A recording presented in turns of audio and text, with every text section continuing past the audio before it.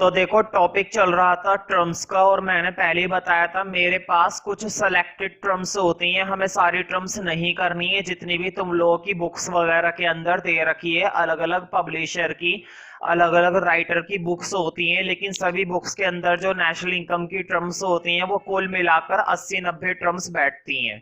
लेकिन हमें इतनी सारी करने की कोई जरूरत नहीं है, जो सेलेक्टेड है वही हम करेंगे।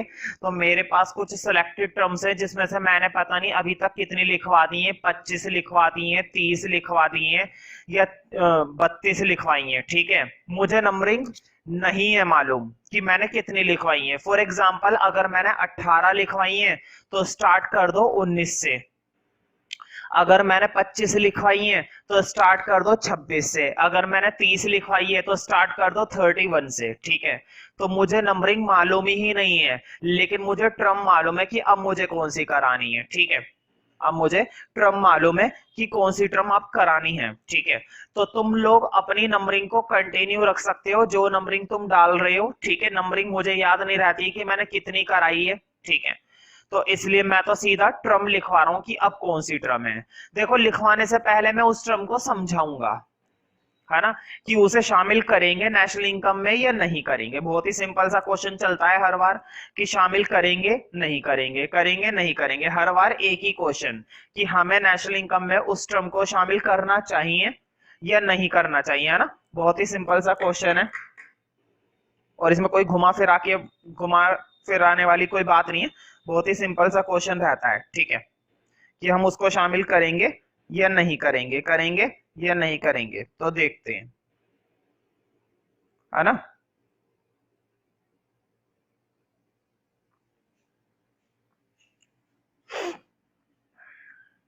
देखो बोर्ड पे तुम्हें मालूम है ना, किसी भी कंट्री को पूरी तरह से कंट्रोल करने के लिए कौन बैठी भी होती है उस कंट्री के अंदर? गवर्नमेंट। सारी लीगल एक्टिविटीज को करने के लिए और सारी इलीगल एक्टिविटीज को रोकने के लिए, सारे कामों को ठीक तरह से पूरा करने के लिए किसकी जिम्मेदारी होती है? गवर्नमेंट की।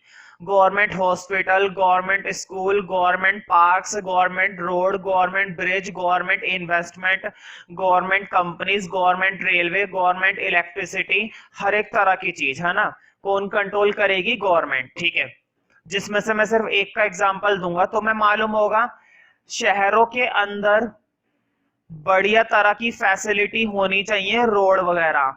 मुझे बताओ आज से 10 साल पहले, 20 साल पहले, 40 साल पहले या 70 साल पहले क्या भारत के अंदर, इंडिया के अंदर, दिल्ली के अंदर सड़कें वगैरह इतनी अच्छी थी? नहीं थी। हर जगह जंगल गांव वगैरह रहते थे। नई नई प्रकार की सड़कें बनाई जा रही है, नए नए ब्रिज बनवाए जा रहे हैं, नए नए पार्क बनवाए जा रहे हैं पब्लिक के लिए। ये सारा खर्चा मैं करता हूं? नहीं। ये सारा खर्चा तुम करते हो? बिल्कुल नहीं। जब मैं ही नहीं कर पा रहा तो तुम क्या करोगे? ये सारे खर्चे करने की जिम्मेदारी होती है गवर्नमेंट की। अब ध्यान से सुनो, गवर्नमेंट ने इंडिया, ये तो नहीं कह रहा मैं कहां पे बनवाया, लेकिन इंडिया में ही बनवाया है ना। गवर्नमेंट ने खर्चा करा है ब्रिज पर, ब्रिज बनवाया है लोगों के लिए। क्या बनवाया है? ब्रिज बनवाया है, ब्रिज पर खर्चा करा है। मुझे बताओ उसका ये खर्चा शामिल होगा या नहीं होगा? मुझे बताओ इंडिया के अंदर, कंट्री के अंदर, है ना, कंट्री के अंदर कोई नई गुड बनी है ना भाई, नई गुड है। हालांकि ब्रिज को कोई उखाड़कर घर पे नहीं लेकर जाएगा, ये एक ऐसी गुड है जिसका इस्तेमाल हर कोई करेगा। फॉर एग्जाम्पल अगर तुम्हारे मोहल्ले में या तुम्हारे एरिया में पार्क बनवाया जाता है, एक पार्क बनवाते हैं, ठीक है, तो बताओ पार्क, पार्क भी तो एक वस्तु है ना जिसका तुम इस्तेमाल कर रहे हो, एक ऐसी गुड है जिसका तुम इस्तेमाल कर रहे हो। मैं ये तो नहीं कह रहा कि इसको घर पे ले जाता है हर कोई वहां पर आता है और उसका इस्तेमाल करता है। तो गवर्नमेंट अगर खर्चा करेगी पार्क पर तो वो भी शामिल किया जाएगा नेशनल इनकम में। क्यों? क्योंकि मार्केट के अंदर या इकोनॉमी के अंदर एक नया गुड तैयार हो गया। जिसका अब लोग क्या करेंगे, इस्तेमाल करेंगे। पार्क के अंदर फैसिलिटी होती है, सर्विस मिलती है हमें, झूला होता है वहां पर, घूमने की फैसिलिटी, अच्छा एटमॉस्फेयर मिलने की फैसिलिटी, है ना। तो ये सर्विस हमें मिल रही है, गुड भी है ये और सर्विस भी है, और गुड और सर्विस को शामिल किया जाता है। मैंने बताया ना, नेशनल इनकम के अंदर हम हर एक उस चीज को शामिल करते हैं जिसकी वजह से क्या क्रिएट होएगी, या तो कोई गुड क्रिएट होए या फिर लोगों को क्या मिले, कुछ सर्विस। समझ रहे हो ना। तो पार्क बनवा रही है गवर्नमेंट, या ब्रिज बनवा रही है, या रोड कंस्ट्रक्ट करवा रही है, या सरकारी अस्पताल खुलवा रही है, या गवर्नमेंट स्कूल्स खुलवा रही है, कुछ भी, उसका हर एक खर्चा शामिल किया जाएगा नेशनल इनकम में। क्यों? क्योंकि एक न्यू गुड जनरेट हुई है। क्या हुई है? ब्रिज बना है। अभी जो मैं पढ़ाऊंगा ना वो ब्रिज का है। मैंने सारे एग्जांपल बता दिए। वैसे मैंने तुम्हें बता दिया पार्क पे खर्चा करेगी तो भी शामिल होगा, मैंने बताया कोई स्कूल खुलवाएगी, कोई ट्रांसपोर्ट कंपनी खुलवाएगी, कुछ भी करवाएगी, खर्चा शामिल होगा।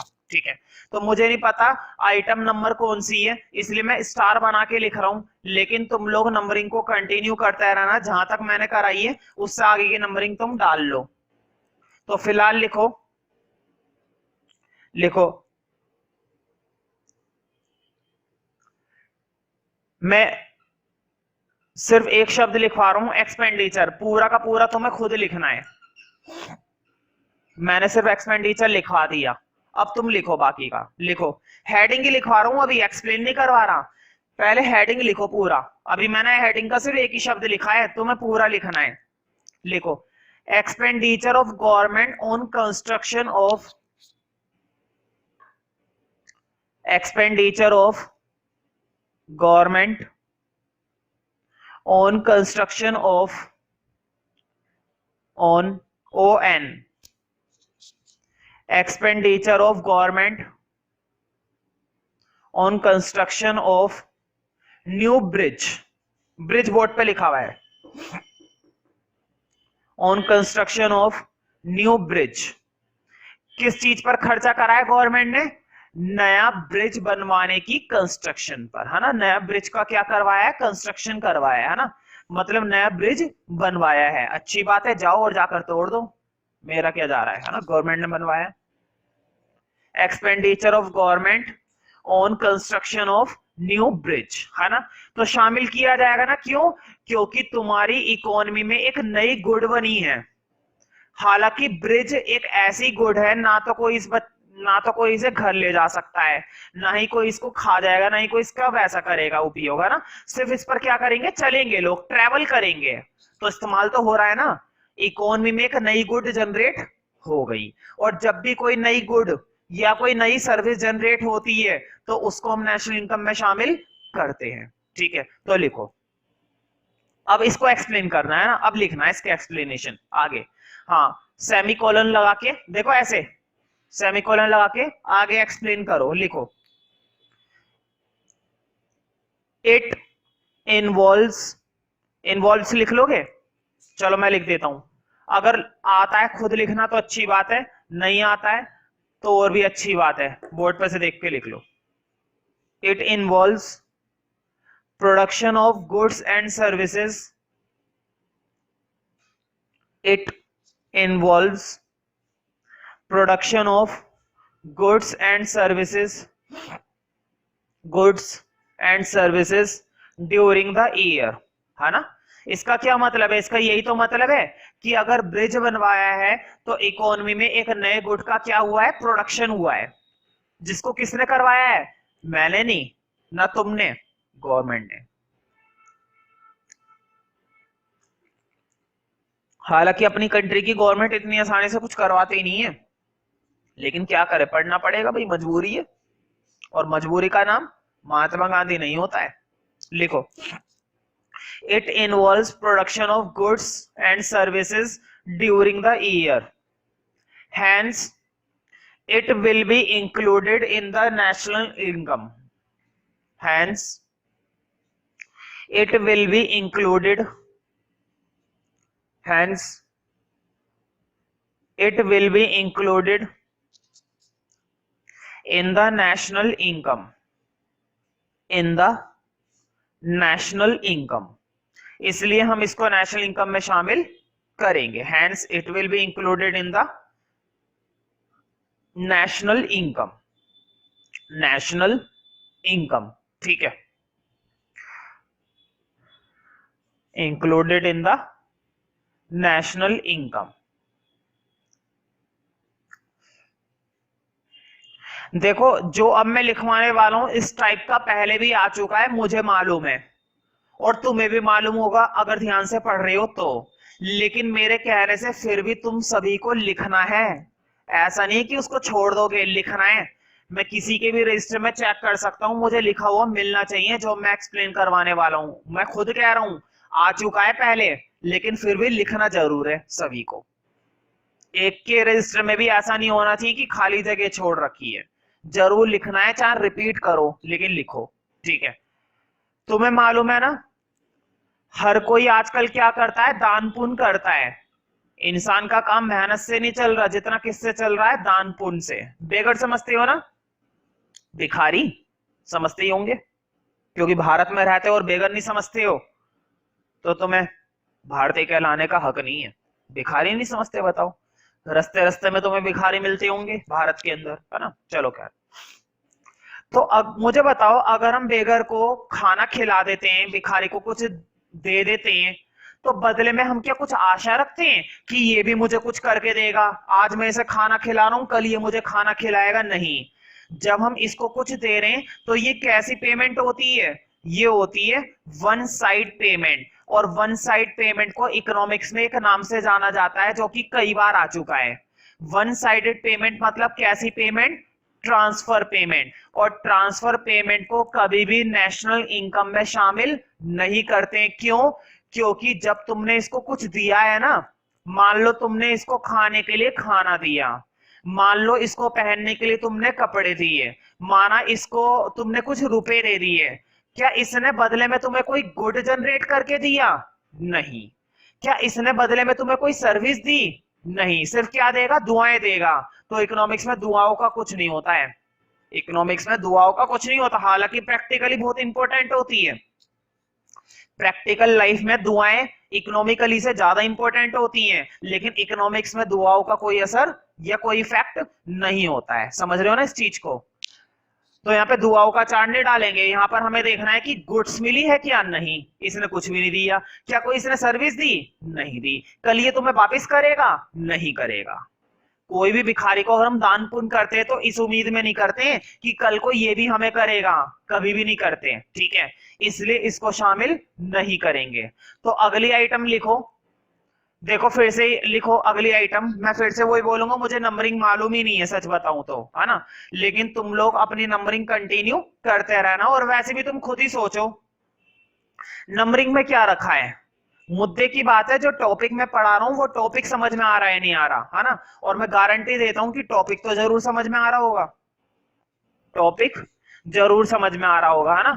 तो अगला हेडिंग डालो, मतलब अगली आइटम डालो। लिखो अगली आइटम। पहले मैं अगली आइटम बोर्ड पे नहीं लिखवा रहा, सीधा तुम्हें लिखना है। लिखो expenditure bye house hold. Expenditure, अभी पहले मैं आइटम का नाम लिखवा रहा हूं फिर एक्सप्लेन करवाऊंगा, और सभी को एक्सप्लेन लिखना है। मुझे मालूम है पहले भी आ चुका है, इससे मिलता जुलता, ठीक है, लेकिन लिखना है फिर भी। Expenditure bye house hold on feeding of beggars. Feeding board पे लिखा हुआ है। फीडिंग का मतलब होता है खाना खिलाना। तुमने बेगर्स को क्या खिलाया है? खाना। बेघर मत लिख देना, बेगर्स है, बेगर्स, भिखारी। Expenditure bye house hold on feeding of beggars. Expenditure bye house hold on feeding of beggars, मतलब भिखारियों को खाना खिला दिया, फीड कर दिया ना, फीड मतलब खाना खिलाना। Expenditure bye house hold on feeding of beggars, तो तुम जानते हो उसको शामिल नहीं करेंगे, है ना। भिखारियों को दान पुण्य करना, खाना खिलाना, कपड़े देना, पैसे देना, इनको शामिल नहीं किया जाता। तो लिखो, अब एक्सप्लेन लिखो इसके आगे। लिखो it is a transfer payment. क्या बदले में कुछ प्रोडक्टिव रिटर्न मिलेगा? क्या बदले में वो तुम्हें कोई गुड देंगे? नहीं। क्या कोई वो बदले में तुम्हें सर्विस देंगे? नहीं। क्या वो रुपए के बदले रुपए देंगे? नहीं, कुछ नहीं देने वाले। It is a transfer payment and no productive return, कोई प्रोडक्टिव रिटर्न नहीं है। It is a transfer payment and no productive return, no productive return. It is a transfer payment and no productive return. Hence, it will not be included. Hence, it will not be included in national income. Hence, it will not be included. Hence,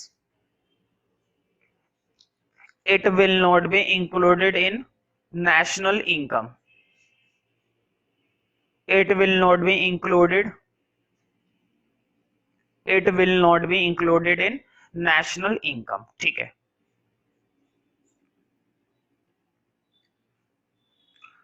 अब अगला जो आ रहा है ना, उस पर टिक कर लेना। बच्चे उस पर बहस करते हैं कि शामिल होना चाहिए, शामिल होना चाहिए, और जब मैं बोलता हूं तब उन्हें एक ही बार में समझ में आ जाता है, हाँ फिर तो ठीक है, अब नहीं होना चाहिए, अब नहीं होना चाहिए, है ना। तो तुम लोग भी ऐसे ही करोगे, है ना, लेकिन तुम लोगों को समझ में आएगा तो ना। तो टिक कर लेना, कंफ्यूजिंग है थोड़ा, है ना।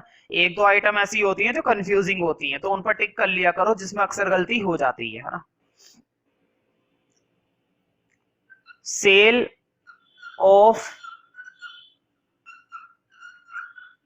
लैंड, लैंड बेच दी, कोई भूमि थी, जगह खाली थी, वो जगह तुमने, तुम्हारे काम की नहीं थी, है ना, खाली जगह पड़ी हुई थी, भाई लैंड पड़ी हुई थी, कई बार कितने साल हो गए थे पड़े पड़े, खराब पड़ी, खराब तो नहीं, खैर लैंड तो लैंड होती है, अब खराब हो चाहे कैसी भी हो, लैंड थी, है ना, खराब शब्द नहीं बोलना, सिर्फ लैंड थी, वो तुमने लैंड बेच दी। बेचने से क्या आएंगे? पैसे आएंगे। क्वेश्चन ये है, क्या इसको शामिल किया जाएगा या नहीं किया जाएगा? बहुत सारे बच्चों को लगेगा यार शामिल किया जाएगा, लैंड है, कोई मजाक, कोई टॉफी बिस्कुट नहीं है जो बेच दिया, है ना, लैंड है हमारी, है ना। ध्यान से सुनो, जो मैं पूछूंगा बस वो बताना। नेशनल इनकम में हम शामिल करते हैं कि क्या कोई नई गुड जनरेट हुई, तुम बोलोगे हाँ नई गुड जनरेट होती है, उसको कर लेते हैं। मैं बोलूंगा नेशनल इनकम में क्या हम कोई ऐसी सर्विस को शामिल करते हैं जो अभी अभी जनरेट हुई है, नई सर्विस जनरेट हुई है, तुम बोलोगे हाँ। मैं बोलूंगा क्या कोई तीसरी चीज आती है, तो बोलोगे नहीं, पूरे नेशनल इनकम की सारी टर्म्स हो गई, तीसरी चीज अभी तक आई नहीं, बिल्कुल तीसरी चीज नहीं होती, सिर्फ दो ही चीज होती है, या तो कोई न्यू गुड जनरेट होनी चाहिए या फिर कोई न्यू सर्विस जनरेट होनी चाहिए, उसको हम शामिल करेंगे। अब हम बात करते हैं लैंड की। मुझे बताओ, लैंड कोई न्यू ऑब्जेक्ट है या प्री, ध्यान से सुनना ये शब्द, ये सिर्फ लैंड के लिए ही आता है, सिर्फ और सिर्फ किसके लिए आता है? लैंड के लिए। प्री एग्जिस्टिंग गुड, गुड है, मैं ये नहीं कह रहा कि गुड नहीं है, गुड तो है, वस्तु तो ये है, लेकिन कौन सी? न्यू नहीं, प्री एग्जिस्टिंग। ये वो गुड है जो नई नई नहीं बनी है, अभी न्यू प्रोड्यूस नहीं हुई है, पहले से ही बनी बनाई थी। बताओ लैंड बनती किसके पास है? लैंड क्या कोई बनाता है? लैंड का दो ही काम होते हैं, खरीदना बेचना, खरीदना बेचना, खरीदना बेचना। लैंड को कभी शामिल ही नहीं किया जाता। नेशनल इनकम के अंदर अगर तुम लैंड की इनकम को शामिल करोगे तो ये गलत है। क्यों? क्योंकि लैंड कोई न्यूली प्रोड्यूस गुड नहीं होती है। लैंड कौन सी गुड होती है? Pre existing good. अब ध्यान से सुनना, तुम्हारे दिमाग में आएगा कि अगर हम कोई न्यूली लैंड खरीद लें तो तुम किस बेस पर न्यूली लैंड कह रहे हो उसे? ध्यान से सुनो, तुमने दूसरे देश के अंदर, मान लो अमेरिका के अंदर कुछ जगह खाली थी, वहां पर तुमने लैंड परचेस कर ली, उसको शामिल करेंगे, उसको शामिल करेंगे। क्यों? क्योंकि तुमने एक न्यू एरिया, एक न्यू लैंड परचेस करी है अपने लिए, लेकिन यहां पर तुमने वो लैंड बेची है जो लैंड तुम्हारे पास पहले से ही थी। वो तुम्हारी क्या थी? Pre existing good. वो तुम्हारी कौन सी गुड थी? प्री एग्जिस्टिंग गुड, इसको शामिल नहीं किया जाएगा। लेकिन अब जरा एक चीज और ध्यान से सुनो, ध्यान से सुनना। हाँ, इसको शामिल नहीं किया जाएगा, लेकिन अगर इसी लैंड पर तुमने एक नया घर बनवाया है ना, अभी अभी नया बनवाया है, अभी अभी बिल्कुल न्यू हाउस तैयार हुआ है, बिल्कुल न्यू हाउस, ना उस पर पेंटिंग की गई है, अभी अभी बस मकान तैयार ही हुआ है, मकान क्या पूरी बिल्डिंग तैयार हुई है। अब वो बिल्डिंग तुमने बेची है, अब वो बिल्डिंग तुमने बेची है, बताओ इसे शामिल करेंगे? बिल्कुल, ये न्यू गुड जनरेट हुई है, समझ रहे हो ना। लैंड प्री एग्जिस्टिंग होती है अपनी कंट्री की, तुम दूसरी कंट्री की लैंड खरीद रहे हो, वो तुम्हारी न्यू लैंड है। और अपनी कंट्री की पूरी लैंड कैसी लैंड है? प्री एग्जिस्टिंग गुड, उसको शामिल नहीं करेंगे। लेकिन उस केस में क्वेश्चन में लिखा हुआ होगा कि हमने जो लैंड खरीदी है या बेची है वो कहाँ की है, समझ रहे हो ना, बाहर की है या अपनी कंट्री की है। अपनी कंट्री की है तो प्री एग्जिस्टिंग, इसलिए इस पर टिक कर लेना। यहां पर सिंपल सी बात लिखी हुई थी, सेल ऑफ लैंड, तो ये प्री एग्जिस्टिंग गुड है क्योंकि ये गुड हमारे पास पहले से ही थी। लैंड कब होती है? नहीं, लैंड न्यू हो ही नहीं सकती, लैंड तो लैंड है, पुरानी हो चाहे नहीं हो, है ना, लैंड तो लैंड होती है। लेकिन अगर तुमने वो लैंड बाहर से खरीदी किसी और कंट्री की, बिल्कुल अब तुम्हारे लिए वो एक न्यू गुड है। तो लिखो sale of land map. It is not included in the national income estimation, it is not included, it is not, देखो ये शब्द जरूर आना चाहिए, प्री एग्जिस्टिंग गुड। अगर तुम्हारे रीजन में से ये तीन शब्द निकल गए तो टीचर देखते ही काट देगा। तुम्हें ये बताना पड़ेगा कि लैंड कैसी गुड है। लैंड है pre existing good. Pre existing का मतलब होता है जो पहले से ही एग्जिस्ट कर रही है, जो पहले से ही थी, न्यू नहीं बनी, पहले से ही थी। It is not included in the national income estimation. Estimation लिख लोगे ना, एस्टिमेशन का मतलब होता है जब हम इसकी कैलकुलेशन करेंगे, तो उसमें इसको शामिल नहीं किया जाएगा। It is not included in the national income estimation because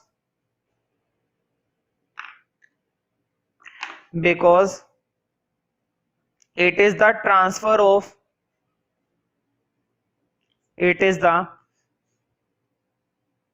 transfer of pre existing good. किस चीज का ट्रांसफर हुआ है? प्री एग्जिस्टिंग गुड का, ऐसी गुड का जो पहले से ही थी।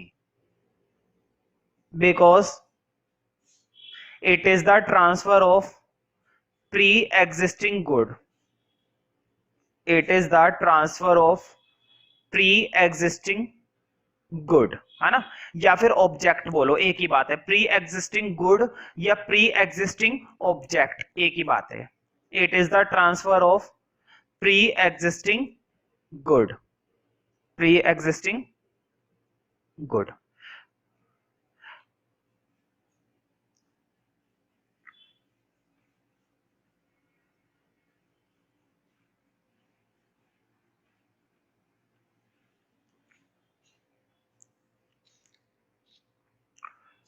मुझे बताओ, आजकल बच्चे पढ़ लिख जाते हैं, बड़े हो जाते हैं, अच्छी पढ़ाई कर लेते हैं, अच्छी नौकरी मिल जाती है, मान लो नौकरी करते करते बाहर चले गए, बाहर मतलब घर के बाहर नहीं, कंट्री के बाहर चले गए, अमेरिका चले गए, ये लो भाई हदी हो गई है तो बाहर जाने की, है ना।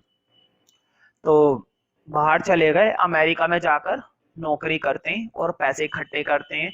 क्या करेंगे वो पैसों का? परिवार उनका कहाँ रहता है? इंडिया में। और वो नौकरी कहाँ करता है? अमेरिका में, समझ रहे हो ना। तो अमेरिका में नौकरी कर करके पैसे इकट्ठे कर रहा है और वो महीने के महीने पैसे कहां पर भिजवाता रहता है? अपने परिवार के पास, अपने परिवार के पास पैसे भिजवाए जा रहा है, पैसे भिजवाया जा रहा है, पैसे भिजवाया जा रहा है, पैसे भिजवाया जा रहा है ना। मतलब वो क्या ट्रांसफर करे चला जा रहा है बेचारा? मनी। करेगा नहीं क्या? यहाँ पर कौन रहती है? उसकी फैमिली रहती है, समझ रहे हो ना। उसके मम्मी पापा रहते हैं, उसकी वाइफ भी रहती होगी, है ना, उसके बच्चे भी होंगे, ठीक है। तो सारा परिवार उसका यहाँ पर है, लेकिन वो बेचारा अकेला अमेरिका में मेहनत करता है और वो यूएसए से क्या भिजवाया जा रहा है? मनी, भाई घर घर नहीं चलाना, किस लिए कमा रहा है? खुद के लिए कमा रहा है? नहीं, अपने परिवार के लिए। खुद के लिए भी कमा रहा है लेकिन अपने परिवार के लिए भी कमा रहा है, तो वो पैसे भिजवाता है। ठीक है, मुझे बताओ फैमिली बदले में क्या उसे कोई गुड जनरेट करके दे रही है? नहीं। क्या बदले में फैमिली उसे कोई सर्विस दे रही है? नहीं। It is totally love and affection. वो उनका बेटा है तो उसकी जिम्मेदारी है, समझ रहे हो ना इस चीज को?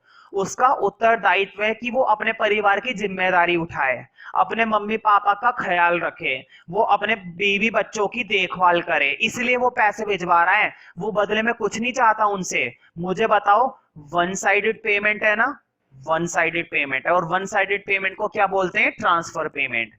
पता है पेपर में ऐसे उलझा कर देंगे, तुम्हें ऐसा लगेगा नहीं यार शामिल तो होना चाहिए, शामिल तो होना चाहिए, नहीं होगा शामिल।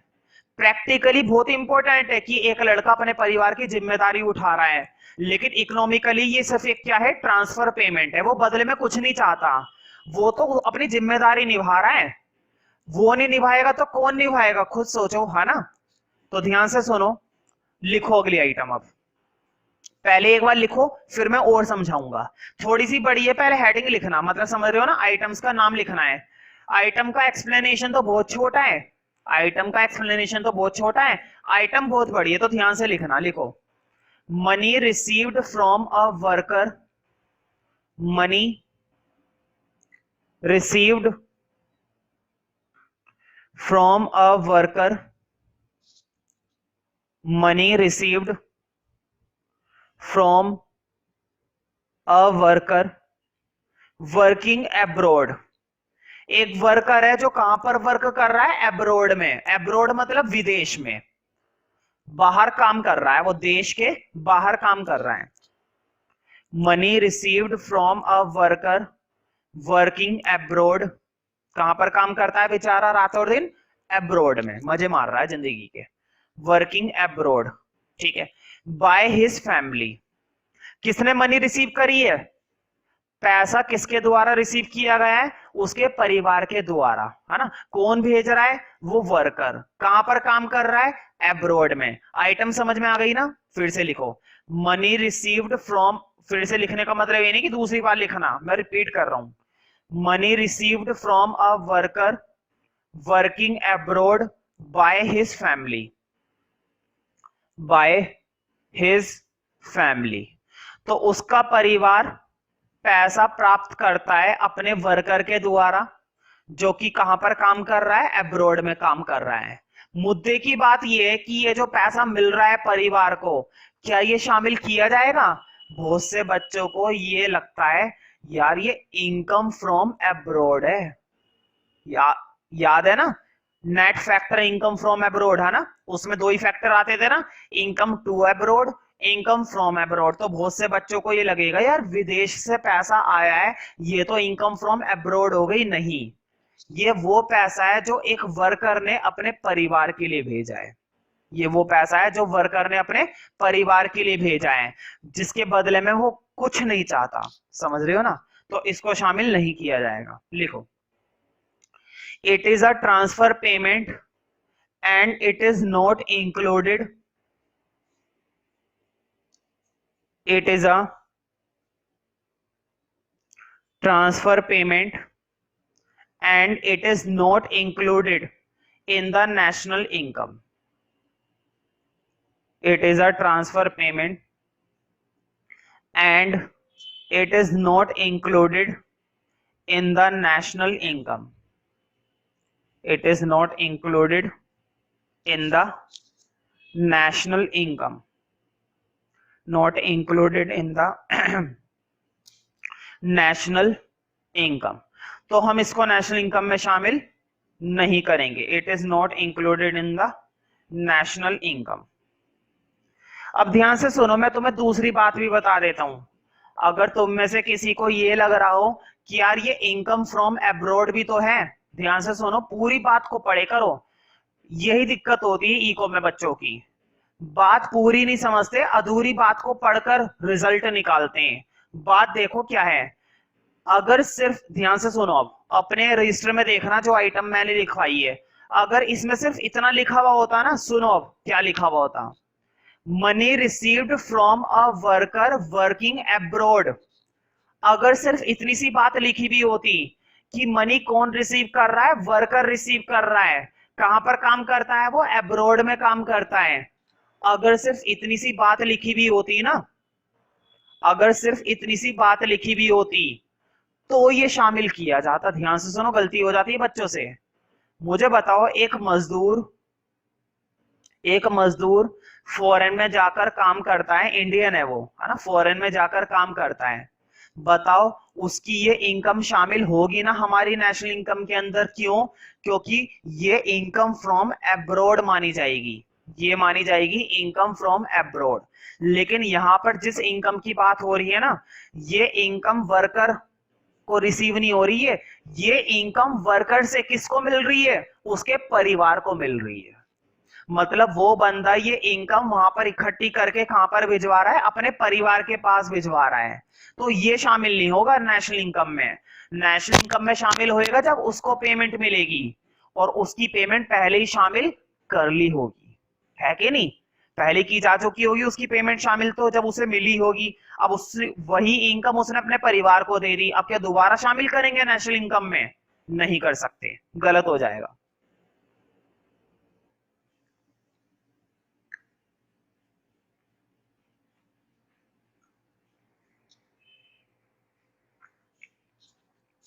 मैंने अभी बताया था कि जो गवर्नमेंट होती है वो अक्सर क्या करती है, अपनी कंट्री के लिए खर्चा करती रहती है ना। Government hospital, government bridge, parks, है ना, ये सब। मुझे बताओ, एक गवर्नमेंट का काम खुद को प्रोटेक्ट करके भी तो रखना होता है। मान लो हमारी कंट्री पर अगर दूसरी कंट्री वाला हमला कर दे, तो हमारे पास वेपन्स होने चाहिए, हमारे पास डिफेंस के लिए गैजेट्स होने चाहिए, है ना, गन्स होनी चाहिए। तो मुझे बताओ, अगर गवर्नमेंट हर साल डिफेंस पर खर्च करे, है कि नहीं, खर्च नहीं करेगी क्या? हमें डिफेंस गैजेट्स रखने चाहिए ना, हर एक कंट्री की गवर्नमेंट को रखने चाहिए। तो डिफेंस पर खर्चा कर रही है गवर्नमेंट। इस साल हमने 10 तोपे खरीद ली, है ना, 10 बुलेट्स खरीद ली, और भी बहुत सारी खरीद ली चीजें, है ना। तो बताओ, डिफेंस पर खर्चा करा है गवर्नमेंट ने, उसका ये खर्चा शामिल होगा या नहीं होगा नेशनल इनकम में? उसका ये खर्चा शामिल होना चाहिए ना। सुनो क्यों होना चाहिए, मुझे बताओ। एक फैक्ट्री वाला मशीन खरीदता है, एक फैक्ट्री वाला क्या खरीदता है? मशीन खरीदता है धंधे के लिए। मान लो मैं एक टीचर हूं, मान के लो मैं तो हुई टीचर, मैं बच्चों के लिए चेयर खरीदता हूं, मैं बच्चों के लिए मार्कर, बोर्ड, स्क्रीन खरीदता हूं, बहुत सारे खर्चा करता हूं, है ना। ये सारे खर्चे जितने भी मैं कर रहा हूं, या जितने भी फैक्ट्री वाला कर रहा है कि नहीं? क्या ये उसकी इन्वेस्टमेंट नहीं कहलाती? धंधे की बात नहीं है ये? धंधे की बात है ना। मैंने ये जो खर्चा करा है अपने फायदे के लिए तो करा है। बच्चों को बिठाने के लिए बढ़िया चेयर रखूंगा, बढ़िया फैसिलिटी दूंगा, तो बच्चे भी आएंगे, है कि नहीं? बच्चों को जमीन पे नहीं बिठाया जाएगा। तो ये जो मेरा खर्चा है, ये मेरा खर्चा क्या कहलाएगा? इन्वेस्टमेंट कहलाएगा। इसी तरह से गवर्नमेंट भी जो खर्चा करती है खुद के लिए कर रही है, अपनी कंट्री के लिए कर रही है, तो उसका ये खर्चा क्या कहलाएगा? इन्वेस्टमेंट। और हमेशा ध्यान रखना, इकोनॉमिक्स में इन्वेस्टमेंट को शामिल किया जाता है। ये तुम्हें तब बताऊंगा मैं जब मैं तुम्हें इनकम मेथड पढ़ाऊंगा। अगर किसी बच्चे को पहले से ही मालूम है तो अच्छी बात है। किसी भी तरह की इन्वेस्टमेंट पर किया जाने वाला खर्चा नेशनल इनकम में शामिल होता है। तो आइटम नंबर जो भी चल रही है वो लिख लेना। फिलहाल लिखो, government expenditure on defence, government expenditure on defence. Defence तो समझते हो ना, आत्मरक्षा, खुद की रक्षा के लिए, है ना, डिफेंस के लिए। Government expenditure on defence. तो बेसिकली ये क्या होती है? ये एक इन्वेस्टमेंट होती है जिसका फायदा अभी नहीं मिलता। मान लो अगर वॉर हो जाए, कई सारे देशों के बीच में क्या हो जाए? वार हो जाए, है ना। वॉर बोलो या वार, है ना, वैसे वॉर बोलते हैं आजकल। तो ये हमें बचाएंगे। लिखो, it is an investment expenditure by government, it is an investment expenditure by government. कैसा एक्सपेंडिचर है ये? Investment expenditure. It is an investment expenditure by government. लिखो hence it is included in the national income. Hence it is included in the national income, इसलिए इसको national income में शामिल किया जाएगा। Hence it is included in the national income. It is included in the national income. ठीक है, अगला लिखो।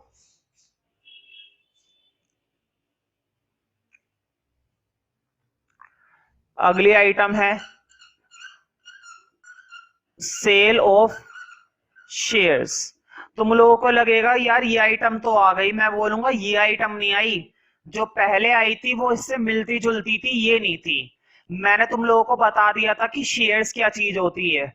शेयर्स और कुछ भी नहीं, सिर्फ एक कागज होता है, एक डॉक्यूमेंट होता है जिसके ऊपर उसका प्राइस लिखा हुआ होता है, बस। इससे ज्यादा उसकी कोई वैल्यू नहीं होती। ना तो वो कोई गुड है, ना ही वो कोई सर्विस है, वो सिर्फ एक कागज है। चाहे वो कागज 10,000 का क्यों ना हो, उस कागज की कीमत चाहे 10,000 की क्यों ना हो, लेकिन फिर भी वो ना तो कोई गुड है, ना ही कि वो कोई सर्विस है। वो जस्ट एक क्या है, पेपर क्लेम है। बताओ इससे ज्यादा क्या उसकी कोई वैल्यू है? पेपर से ज्यादा उसकी कोई वैल्यू नहीं है। वो जस्ट एक पेपर क्लेम है, बस। ठीक है, जिसके बदले ना तो तुम्हें कोई गुड मिलती है, जिसके बदले ना तो तुम्हें कोई सर्विस मिलती है, वो सिर्फ एक पेपर क्लेम है। और मैंने बताया था पेपर क्लेम एक कागज की वैल्यू को नेशनल इनकम में शामिल नहीं करते हैं। तो लिखो सेल ऑफ शेयर्स में तुमने क्या बेचे हैं? शेयर्स बेचे हैं। माना कि तुम्हारे शेयर्स करोड़ों रुपए के बिक गए, करोड़ों के। कितने रुपए के शेयर्स बिक गए? करोड़। लेकिन फिर भी वो सिर्फ क्या है, एक पेपर क्लेम है, उसको शामिल नहीं करेंगे। लिखो, सभी को लिखना है ये भी। अगर कुछ बच्चों को ऐसा लगे कि ये तो रिपीट हो गया, ऐसा ना हो कि मुझे रजिस्टर में खाली जगह मिले। सभी के में मुझे मिलना चाहिए, मैं चेक कर सकता हूं क्लास में, और मैं वीडियो में आकर भी चेक कर सकता हूं, इसलिए सभी को लिखना है। लिखो, it is a paper claim and note of sale of goods and services. लिखो, it is a paper claim note of goods and services. Note of goods and services. मतलब ये पेपर क्लेम है, ना तो ये कोई गुड है, ना ही ये कोई सर्विस है। It is a paper claim note of goods and services, hence it will not be included in the national income. Hence it will not be included. Hence it will not be included in the national income. Hence it will not be included in the national income. इसलिए इसको national income में शामिल नहीं किया जाएगा। It will not be included in the national income. अब अगली item तुम बता दोगे, गारंटी है। कंस्ट्रक्शन, क्योंकि मैंने इनडायरेक्टली इसके बारे में पहले ही बता रखा है। कंस्ट्रक्शन ऑफ न्यू हाउस, क्या बना है अभी अभी? नया घर। इंपॉर्टेंट शब्द क्या है? New house. अगर ये घर पुराना होता ना, मान लो पुराने घर को खरीदा या पुराने घर को बेचा, sale of old house, purchase of old house, ना तो सेल को शामिल करते हैं ना परचेज को। लेकिन यहां पर क्या है, इकोनॉमी के अंदर एक नई चीज बनी है। क्या बना है? घर बना है, प्रॉपर्टी। ये हमारी किस में आती है? प्रॉपर्टी में आती है, एसेट में आती है, ये हमारी संपत्ति है। ठीक है, सिर्फ तुम्हारी ही क्यों ना हो, है तो इकोनॉमी का हिस्सा ना, तो इकोनॉमी में एक नई गुड जनरेट हुई है और क्या बना है, एक नया घर बना है, इसको शामिल किया जाएगा। ध्यान से सुनो, सिंपल सी बात है भाई, हर वो चीज जिसकी वजह से या तो कोई नई गुड बनी हो, न्यू गुड जनरेट हुई हो, या उसकी वजह से या फिर कोई नई सर्विस जनरेट हुई हो, शामिल करेंगे, बस शामिल, गारंटी है शामिल करेंगे। ठीक है, तो बहुत ही सिंपल सा मेथड है। अगर इतनी सारी टर्म्स लिखवाने के बाद भी तुम्हें क्लियर नहीं हो रहा है कि हम देखते कैसे हैं, तो फिर क्लियर नहीं होने वाला।